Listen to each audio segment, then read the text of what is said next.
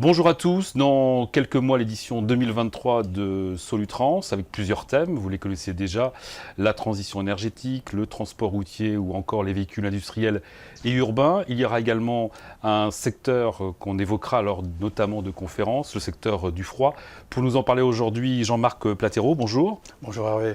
Alors Jean-Marc, vous êtes président de Transfrigoroute France, vous allez donc nous parler bien sûr de ce thème durant cette interview. Alors on le sait peu, mais la transition énergétique a bouleversé non seulement le transport routier, mais aussi le secteur du froid. Est-ce que vous pouvez nous l'expliquer ? On vit une période de transition énergétique historique. Sur les 15 à 20 prochaines années, de grosses évolutions vont apparaître et vont changer des usages. Si on regarde un peu dans le rétroviseur, il y a encore 4 ou 5 ans, on avait à disposition un panel de technologies assez restreint. Si on prend sur les camions, donc ce qui permet de tracter les véhicules, on avait un choix, soit du gasoil, soit du gaz. Et quand on regardait la production de froid, parce que nos véhicules sont équipés de systèmes de production de froid, on avait des systèmes thermiques qui fonctionnaient au GNR et certains au gaz. Bon, le choix était assez vite vu. Bon. Quand on regarde aujourd'hui, depuis Vecto, l'arrivée de nouvelles technologies arrive progressivement sur le marché. Et aujourd'hui, le choix est beaucoup plus étendu. On a accessible, je dirais, les biocarburants.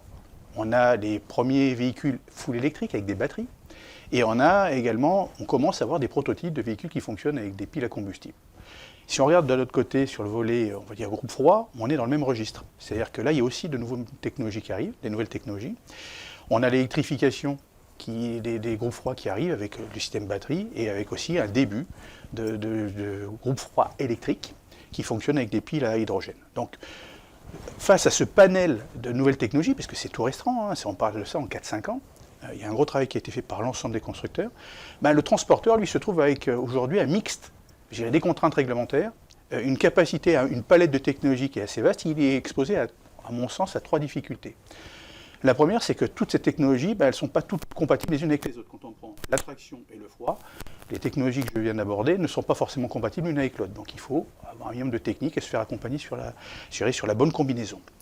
Le deuxième sujet de préoccupation des transporteurs, c'est évidemment de travailler grosso modo, le cas d'usage. C'est-à-dire qu'il y a une technologie, elles arrivent avec leur lot de contraintes, et on ne peut pas les utiliser, je dirais, comme on pouvait utiliser notre technologie avant. Donc il faut définir les cas d'usage et investir. Donc là, ça sous-entend des investissements conséquents. Et puis le troisième, qui à mon sens va être certainement le vrai challenge de cette transition énergétique, c'est tout ce qui concerne l'avitaillement. Parce à quoi servir un véhicule électrique si je n'ai pas de chargeur électrique ? Ou si je n'ai pas la capacité à passer au biocarburant ou à l'hydrogène. Donc c'est un vrai sujet, un vrai dilemme, pour lesquels les transporteurs, pour chacun de ces points, doivent poser la solution avant de définir quelle est leur meilleure solution. Et donc c'est une vraie préoccupation. Alors on le disait, donc le froid est un secteur qui, déjà depuis toujours, subit des réglementations, on va dire quasiment annuelles, si ce n'est pas mensuel. Celles imposées justement par la transition énergétique ont été plus difficiles à répercuter pour les entreprises du secteur ? C'est une nouvelle approche. C'est-à-dire que si on regarde nos clients, donc les industriels, la GMS ou tous ceux qui font appel à la logistique du froid, le constat c'est qu'ils écrivent tous, alors pas tous à la même vitesse, mais leur feuille de route pour réduire leur empreinte carbone. Et donc challenge les logisticiens sur leur scope 3. Et on constate à date que tous les clients n'ont pas la même approche. Donc on a 3 typologies de clients. On a les clients qui ont écrit leur feuille de route et qui imposent les technologies qu'ils aimeraient voir mises en œuvre, donc assez directif. On a une autre typologie de clients qui est plutôt, on va dire, qui est plutôt dans la co-construction, qui fait appel aux logisticiens et aux constructeurs et aux transporteurs pour travailler de concert à quelle pourrait être la contribution du transporteur à la réduction de l'empreinte carbone. Et puis on a une troisième typologie de clients qui, elle, est plutôt, on va dire, en retrait par rapport aux autres qui ne sont pas encore totalement préoccupés par la réduction de l'empreinte carbone et qui fait qu'aujourd'hui, le constat, c'est qu'ils sont à l'écoute, on les accompagne, mais ce n'est pas leur première préoccupation. Alors face à ce constat, le mécanisme, c'est simple, il est à la discrétion de chaque transporteur de négocier en fonction des besoins de son client, client par client, l'impact de ses surcoûts et négocier l'impact de ses surcoûts avec son client. C'est pas simple, dans un contexte en plus qu'on connaît maintenant depuis 1 an et demi, qui est en forte inflation, toute activité confondue, c'est compliqué. Alors est venue justement par surprise, on pourrait dire en trouble fête, l'explosion des prix des énergies, donc que ce soit électrique, gaz. Comment votre secteur justement a réagi et a composé face à cette double peine, si on peut appeler ça comme ça ? Alors on va dire qu'il y a eu 2 approches. Si on regarde sur le volet on va dire transport et donc carburant, la profession a la chance, en tout cas, est protégée d'un point de vue réglementation, parce qu'elle est en capacité de répercuter à ses clients, sur un indice d'indexation, on va dire carburant, les évolutions du dit carburant. Donc, même si c'est pas, je dirais, toujours bien accepté par les clients, c'est quelque chose qui, entre parenthèses, protège les transporteurs. Sur le volet électricité, par contre, on n'a pas le même mécanisme qui est en place. Et donc, l'explosion du prix de l'électricité a eu un gros impact. Très clairement, les logisticiens, les transporteurs l'ont subi.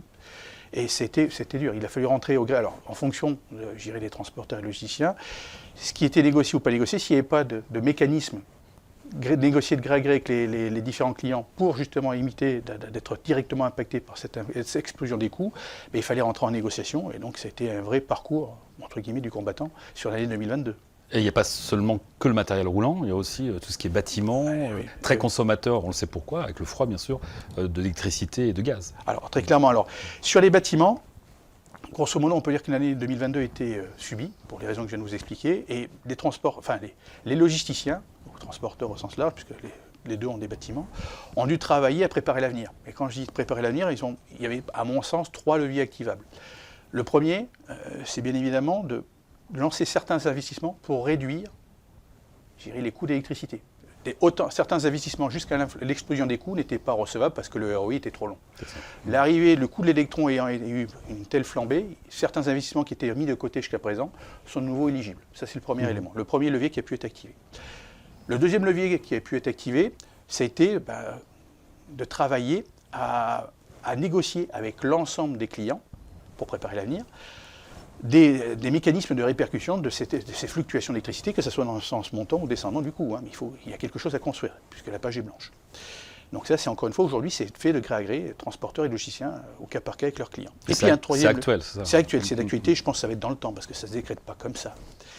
Et puis le troisième point qui a pu être travaillé, c'est aussi de contractualiser les coûts de l'électricité, puisqu'aujourd'hui, on a subi cette inflation, très clairement, et on peut contractualiser l'achat de l'électron, et donc c'est à la discrétion de chaque logisticien, mais de rentrer dans un schéma de négociation avec les différents fournisseurs d'électricité pour voir comment ils peuvent soit caper, soit en tout cas sécuriser l'approvisionnement d'électricité à la fois en volume et en coût. Alors venons-en donc à la thématique, on va dire à l'ADN du Salon Solutrans, l'innovation, Salon Solutrans auquel vous participez donc pour l'édition 2023 en novembre prochain. L'innovation qui a toujours été, on va dire, présente dans le froid, qui est primordial d'ailleurs. Avec la transition énergétique, il y a encore plus d'innovation dans ce secteur? Ce qu'on peut retenir de toutes les éditions de Solutrans, c'est que ça a toujours été une vitrine pour les constructeurs. Ça a permis à tous les constructeurs, chaque édition a permis à l'ensemble des constructeurs de faire état de tous les travaux et tous les résultats qu'ils avaient pu avoir, et notamment de mettre en œuvre d'exposer un certain nombre d'innovations. Les contraintes liées à la transition énergétique et à la réglementation qui est associée va amener, encore une fois, l'ensemble des constructeurs à travailler différents sujets pour être innovants, apporter de nouvelles idées.